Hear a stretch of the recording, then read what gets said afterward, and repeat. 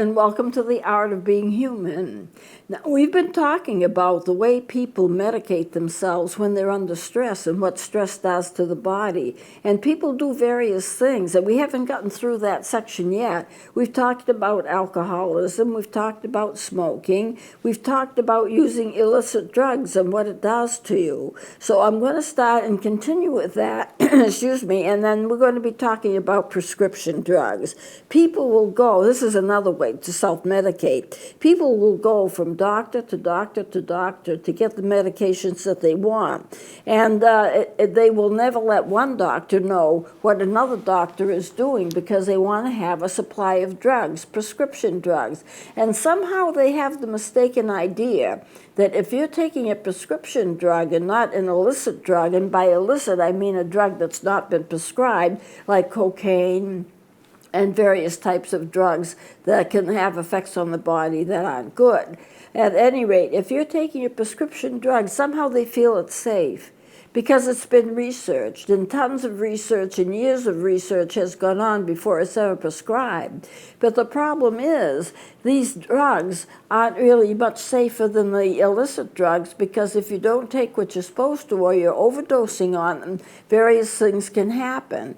If you take too much, say, ibuprofen, which is used, I think, in Tylenol and some of those drugs, you could go into liver failure, complete liver failure, with just a few extra pills. And so therefore they can be dangerous, just like other medications that are not prescribed can be dangerous. You just have to realize that if a prescription says 2 pills every 6 hours, don't try 4 pills every 1 hour thinking that more is better. More is not better, more is dangerous. And the thing is, you can also mix drugs, and if you're doing it on your own because you want to get high or you want to get away from pain, if you do it on your own, you can be mixing herbs and the drugs and all kinds of things, and you can get yourself into serious trouble. You can even kill yourself accidentally. So mixing of drugs is always dangerous, especially the drugs that are affected the most by people who are trying to self-medicate are the pain relievers, such as Percocet, Demerol, Vicodin, Oxycodone, the tranquilizers, such as benzodiazepines, of which Klonopin is one, the stimulants, such as Ritalin, and sedatives such as Seconal. Anything that puts you in a state where you don't have so much pain, or you are more calm, you are more relaxed, these are the drugs that are apt to get mixed. And when you mix drugs, you're in danger. I used to talk to people about drugs that were in a bowl. It was like a drug salad. That's what we used to call it. People would put their drugs in a bowl and they'd mix them all together. Then when they felt under stress, they just grabbed a handful of drugs, whatever they were, and they'd grab a fistful and they'd take them. As a matter of fact, people had drug parties. Everybody brings their drugs, they put them in a bowl, they mix them all up. They would, of course, be pills, not liquids. And then when somebody wanted to try some drugs to see what would happen, they'd take a fistful of these drugs and just take them. What can happen is that you can die, you could go into liver failure, you can have respiratory failure where your breathing isn't right, and finally you die from that. You can go into heart spasms. It's very, very dangerous to abuse prescription drugs. Now, other over-the-counter drugs that can be misused a lot, and that's cold medications, cough syrup, and antihistamines. Anything that has to do with the reduction of symptoms that have to do with breathing. And then you can alter your sleep patterns if you take those drugs as well. And people who don't sleep well don't feel well. You know, every so often I get insomnia, and it never bothers me because I get so much work done when I have insomnia. But it's not a good thing to have on a repeated basis. You have to have your sleep. You have to go through the phases of sleep, and if you don't, then you can get into real problems with your personality, and you can have difficulty in relating to people, all related to not getting enough sleep. You also don't heal well. it's quite a problem. All drugs have side effects, and the withdrawal symptoms usually include anxiety. It's not unusual to feel very, very anxious when you're withdrawing from a drug, even if it's a prescription drug. And what happens is you start taking a drug to help relieve anxiety. Then after a while, if you don't have the drug and you have to get off the drug, the withdrawal symptoms include worse anxiety than you had before you started taking it to begin with. So what is meant to stop anxiety will in the end cause anxiety if you don't keep up whatever the dosage is that your body requires in order to get the effects from it. Because regular drugs, prescription drugs, do the same thing as illicit drug does. You try to get enough so that you feel good.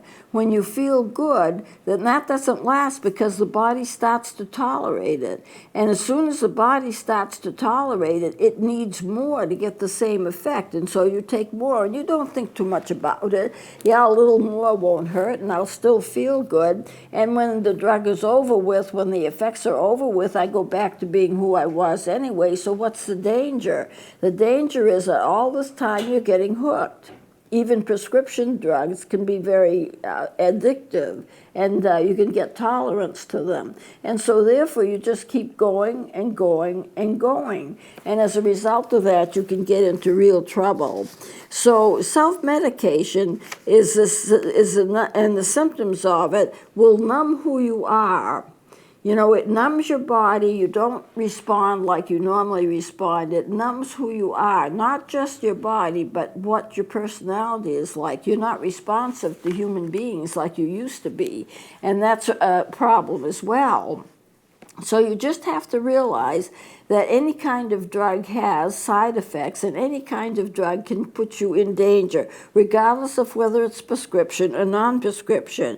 You lose yourself, you lose relationships, you lose your hopes, you lose your dreams, you lose everything. Even on prescription drugs, you have to be so careful, and you have to follow dosages. If you need to use the drugs, then you need to use them, and they can be very, very helpful. But if you start to misuse them, just a few extra pills here and there, you put yourself in danger. You put your body in danger, but worse than that, you put your personality in danger too, and you change. And then when people ask you about it, and how come you're taking so much, and you don't seem to be like you used to be, the first thing you do is you resist them.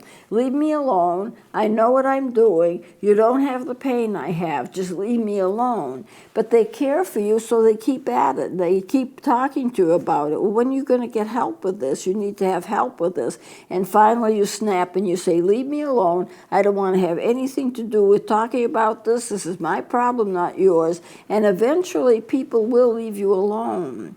But by that time you've severed the relationships and they're no longer friends of yours. They feel sorry for you, but they're no longer friends of yours because you won't allow them in.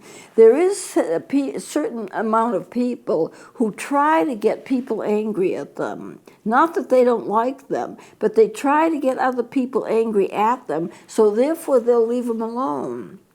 Because basically they want to be left alone to do what they want, to take the drugs that they want, and this kind of thing.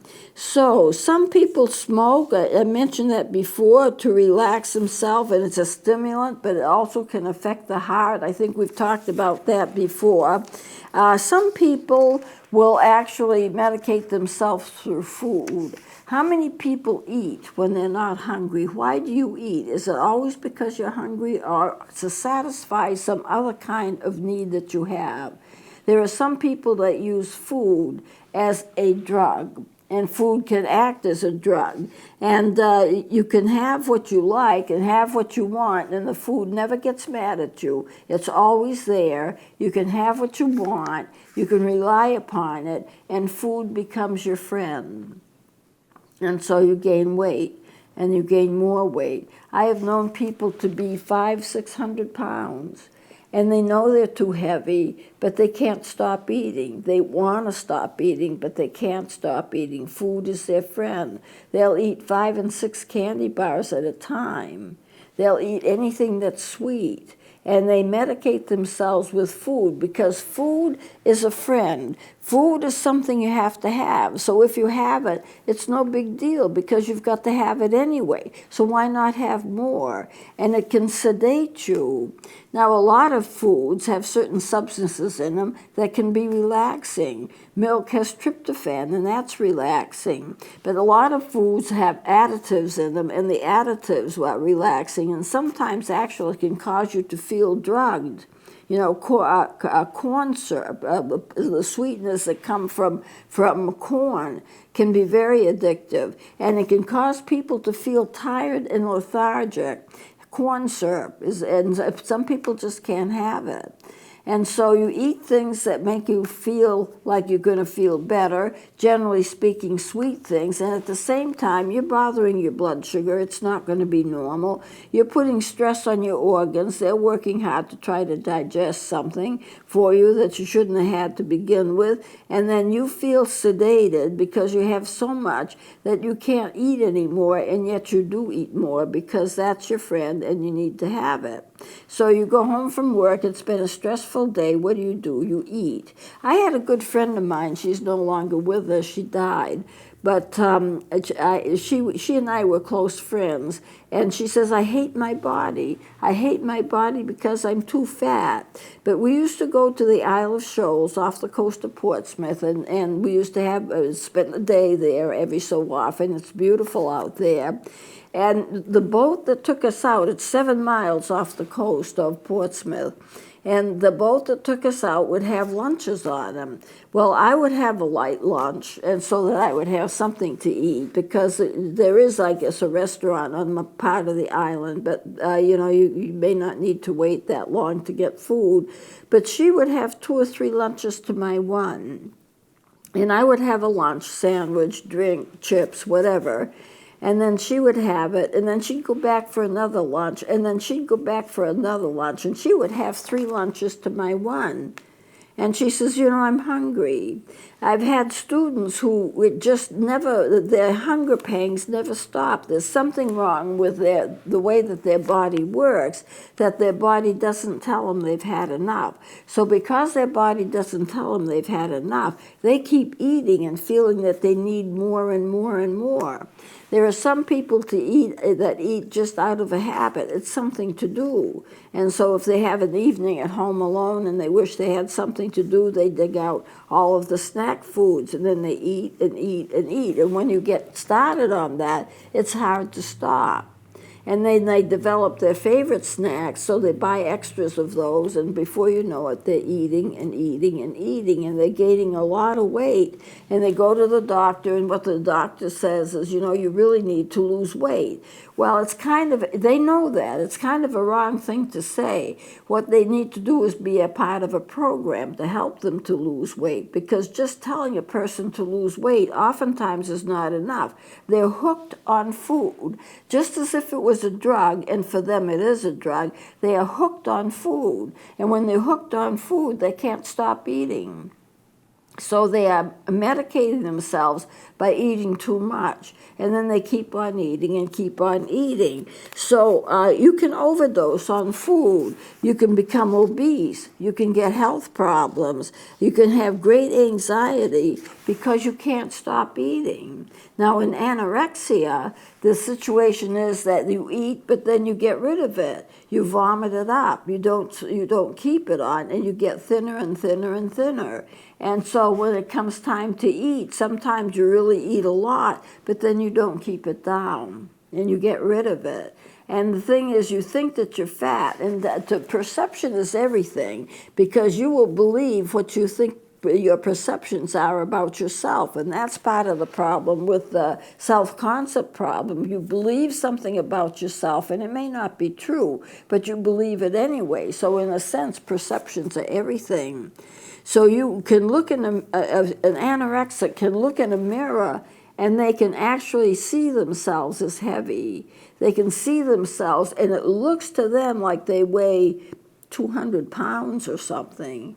And they don't. They're very thin. And they get thinner and thinner and thinner. But when they look in the mirror, they don't see thin. They see fat. So you can trick yourself, and your body can trick yourself into seeing things that really aren't true. And it's very unfortunate because, you see, it's hard to break away from food when you have to eat to live.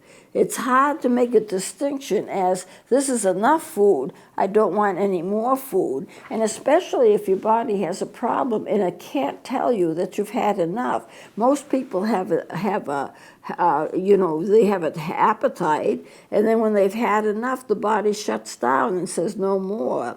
I'm too full. I can't have this. I can't have another drop. I can't have another mouthful. I'm just so full. I feel stuffed. Unfortunately, some people never feel stuffed. They always feel that there's something that they have to have. On the opposite extreme, I knew a woman who never had an appetite. She didn't care whether she ever ate or not. The only reason she ate was she knows that she had to in order to survive, but she was never hungry. And it wasn't that she disliked food. It's not anything like that at all. But you wait usually until you're hungry before you eat, and then you eat, you become full, and then you stop eating. The body has its own shut-off valve in a way. It tells you when you've had enough and you don't need any more. But with her, it's like she always had enough because she was never hungry. And so she used to have to remind herself. She put herself on an eating schedule, and she used to have to remind herself, well, it's 11:30 a.m. I guess I'd better eat because it's time. Am I hungry? No, I'm not hungry. I'm never hungry. You know, sometimes when you're sick, you don't want to even smell food. You don't want to be around near food at all because it just has an unsettling effect on you because you don't feel well. But in her case, she felt fine. She was just never hungry. So there are certain abnormalities that people can have in terms of eating that cause them to eat too much, not eat enough, or just can't stop eating, or don't want to start eating, or eat and then want to get rid of it. It's a very complicated situation. Plus, you have to remember, eating is a social thing to do.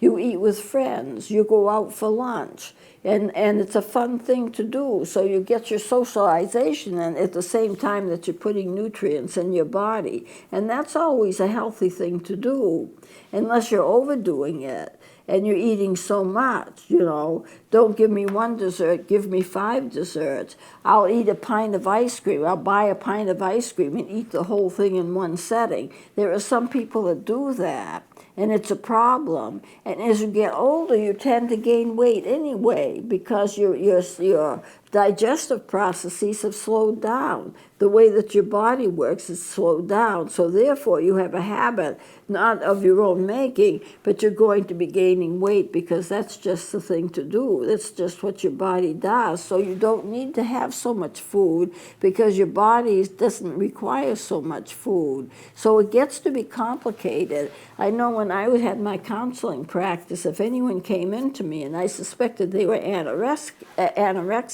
or bulimorexia, or any of those related conditions, it's not hard to find out what's wrong. I always had them go to a doctor. I always had a medical backup because if you're not eating enough, you can get into some real serious medical issues, just like you can get into serious medical issues if you're eating too much. And so therefore, I would need to have a medical backup because I'm not a doctor. So if an emergency came up, I would be able to contact the doctor and he would supervise whatever medications would be needed if that was the case, and I would handle the counseling of that. But you see, some people, they just won't stop eating, can't stop eating, or can't get started. If a person is depressed, they don't feel like eating. They just would look at food, oh, who cares about that? And then they don't eat, and then they lose weight. Anorexics would have a normal kind of hunger, but then they get rid of their food because they're afraid of gaining an ounce. An ounce is too much, and they think they need to keep losing and losing and losing. Another 5 pounds, another 5 pounds, another 5 pounds. And they will exercise constantly so that they can remove more weight from themselves, even though they're too thin to begin with. and it becomes a serious medical issue. So if you are a person who has problems with digestion in terms of eating too much or not enough, you really need to get help with that, because it's a very, very difficult thing to break free of, especially anorexia. The effects of anorexia and the temptations to go back to it as a coping mechanism is just too much to handle.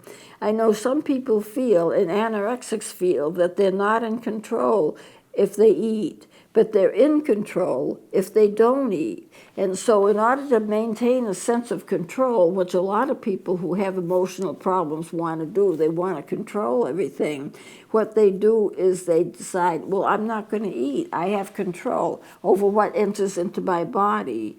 People everywhere who have a problem with anorexia or bulimorexia feel that they have to have control. And if they don't eat, then they have control. They're exercising the control. They're exercising their right not to eat. So what I tried to do was to help them to realize that they're out of control if they don't eat, because that's what they want to do, and they're in control if they're able to eat, even though that's not what they want to do. And there are various programs and various therapeutic methods in order to help people heal, but the effects of that and the temptations of going back to it are very, very strong. So therefore, food can be an addictive source. It can be something that you are self-medicating with, and you have to realize that that can be just as serious as taking drugs. It is just as serious as taking drugs. Now, anger. I'm going to go through anger. There's not much time left, so I guess I'll close it here and we'll start again, and I have a few more of these to go. Ways that people self-medicate when they're anxious and end up by getting themselves in trouble. This is the section that we're working on now. So we'll continue with this next time. Please join me then.